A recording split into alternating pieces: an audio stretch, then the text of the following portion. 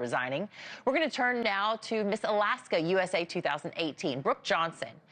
Thanks for joining us, Brooke. And what was your experience with the Miss USA franchise? Thumbs up, thumbs down? Oh my goodness. It was the best job ever. I had such an amazing experience and I've left with such great memories. I think the biggest thing that was amazing during my year is that they focused so much on the contestants.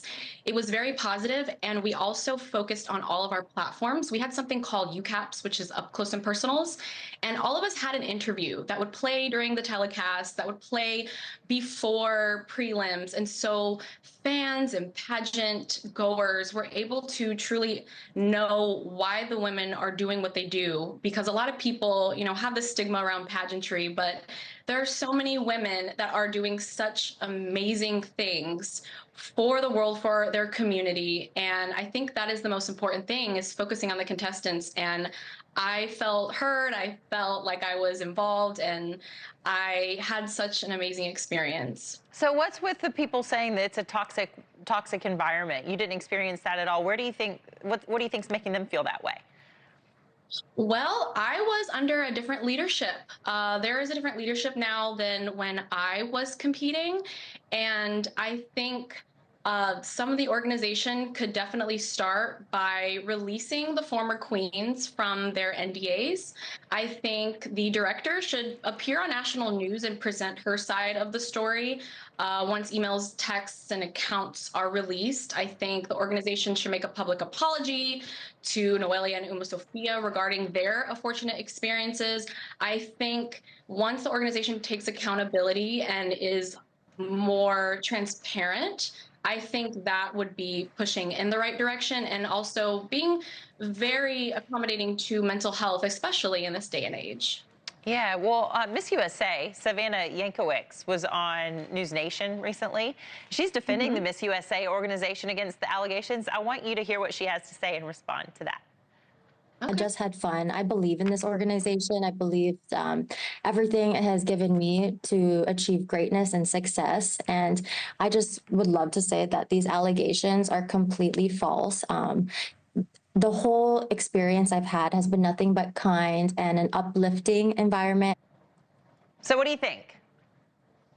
I think that I'm so happy that she is having an amazing experience. I also think that we shouldn't speak on anybody's experiences, especially when we weren't there. And I think they should have a call to action to lift Noelia's and Uma Sophia's NDAs so that they can have their side of the story spoken out, and we can truly see what is going on. But I think Savannah's amazing, and I definitely really want to see her doing more with Hawaii, since that is, what she came in doing, what she wanted to do with this role. Yeah, well, I'm sure some of our viewers are watching and they just love the glitz and the glamour of all of it, and others are going, this feels a bit antiquated. What do you say to detractors who think it's too old school and it sort of promotes these sexist behaviors?